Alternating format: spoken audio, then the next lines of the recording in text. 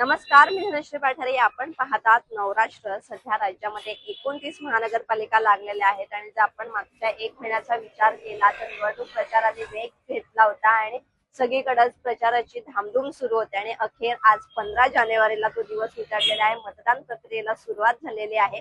राज्यात 29 महानगरपालिका लागलेल्या, त्यामध्ये जर ठाणे जिल्ह्याचा विचार केला तर ठाणे जिल्ह्यामध्ये 7 महत्वाच्या महानगरपालिका लागलेल्या आहेत. आणि या 7 महानगरपालिकांमध्ये ठाणे महानगरपालिकेकडे पाहिलं तर उपमुख्यमंत्री एकनाथ शिंदे यांचा बालेकिल्ला म्हणून ठाणे महानगरपालिकेकडे पाहिलं जातं. त्यामुळे या महानगरपालिकेकडे देखील संपूर्ण राज्याचं लक्ष लागलेलं आहे. ठाणे महानगरपालिकेच्या सध्या किसन नगर या मतदान केंद्रावर आपण आहोत. बालवाडी क्रमांक 9 येथे. इथे दिवसभरामध्ये किती मतदान प्रक्रिया होते हे दिवसाअखेरीस आपल्याला कळेलच. त्याचप्रमाणे इथे नागरिकांचा कसा प्रतिसाद आहे, इथे किती नागरिक मतदान केंद्रावर मतदान करण्यासाठी येतात ते एकंदरीतच आज आपण जाणून घेणार आहोत. चला तर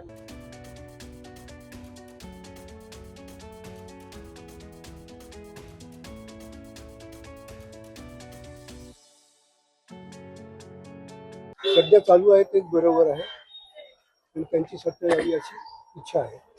ओके. आणि नागरिकांना काय सांगाल, मतदारांना काय सांगाल? आज लोकशाहीचा दिवस आहे. मतदान करा बस. जरुरी आहे.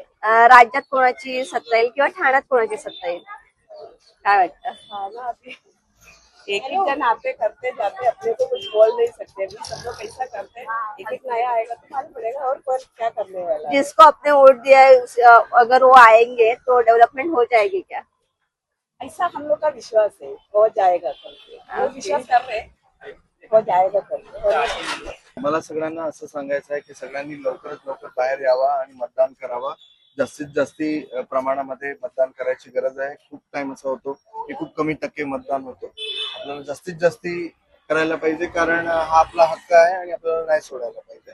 आणि काही डाऊट नाहीये, महायुतीचंच सरकार येणार आहे, भाजप शिवसेनाच येणार आहे. तुम्ही दिलेल्या मताला तुमच्या विकास कामांना पुढे त्याचा हातभार लागेल का, किंवा तेच बॉडीवर आल्यानंतर त्याच्या विकास कामांमध्ये फायदा होईल का? हो, डेफिनेटली फायदा होईल मला शुअर. एलिमेंट मध्ये मग तुम्ही इकडे आला होता? इकडे आला होता, पण इकडे सांगितलं की तिकडे मग हे तुम्हाला आधी माहित नव्हतं? माहित नव्हतं, मी वाचलं नाही, त्यांनी सांगितलं म्हणून आता इकडे चाललोय. Okay okay. घरात बसून चालणार नाही. मतदानाचा हक्क हा बजावलाच पाहिजे. सर्व नागरिकांनी यावं आणि मतदान करावं हीच नम्र विनंती आहे. आणि राज्यामध्ये कोणाची सत्ता येईल किंवा ठाण्यामध्ये कोणाची सत्ता येईल काय वाटतं?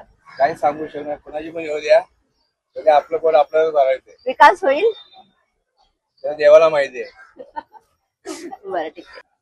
एक्चुअली फॉर द डेवलपमेंट, मतलब हमें डेवलपमेंट के लिए जैसे जहाँ पे चल रहा है, वोटिंग तो करना जरूरी है, वरना करेगा कौन डेवलपमेंट? यूथ के लिए क्या बताओगे? ऑफ कोर्स उनको हर चीज के लिए टाइम देना चाहिए, बट वोटिंग जरूर करना चाहिए. किसकी सत्ता आएगी?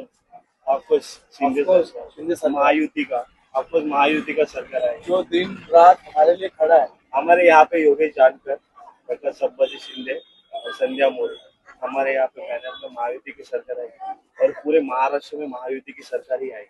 पूरा पैनल आएगा? 100%. Of course 100%. Mark my words. सिर्फ महायुति आएगा. मार्क माय वर्ड्स. बाकी यहाँ पे कोई काम करने के लायक नहीं है. सिर्फ महायुति यहाँ पे काम कर सकती है और पूरे महाराष्ट्र में सिर्फ शिंदे सरकार और बीजेपी के युति में आएगी. सगळ्यांनी मतदान करा. आणि ठाण्यामध्ये कोणाची सत्ता येईल काय वाटतं? ते तर आता उद्याच कळेल. आणि मेन म्हणजे तुम्ही ज्यांना वोट केलाय किंवा तुम्ही ज्यांच्यासाठी तुमचा मतदानाचा हक्क बजावलेला आहे त्यांना मतदान देऊन विकास कामं होतील का? हो, नक्कीच होतील. हिंदुत्वाची सरकार येणार. ओके. आणि आता आपण पाहिलं तर तुम्ही सकाळी सकाळी आलेले आहेत. वयोवृद्ध असतील, तरुण असतील, सगळेच जण मतदानाचा हक्क बजावत आहेत. तर काय सांगाल त्याबद्दल? त्यामुळे की हिंदुत्वाची सरकार आली पाहिजे, जे विकासाची सरकार आली पाहिजे महाराष्ट्रामध्ये. आपल्याला हेच पाहिजे. नागरिकांनी सगळं आपल्या लोकशाहीचा हक्क बजावा आणि प्रत्येकाने वोटिंग करा. आणि राज्यामध्ये कोणाची सत्ता येईल काय वाटतं? ते सांगू शकत नाही. आता मूत ह्याच्यामध्ये बंद आहे पेटीमध्ये. आपला हक्क गाजवायला पाहिजे सगळ्यांनी. राज्यामध्ये कोणाची सत्ता येईल काय वाटतं? ते आता बघू. आणि ठाण्यामध्ये जे योग्य असेल ते यावं.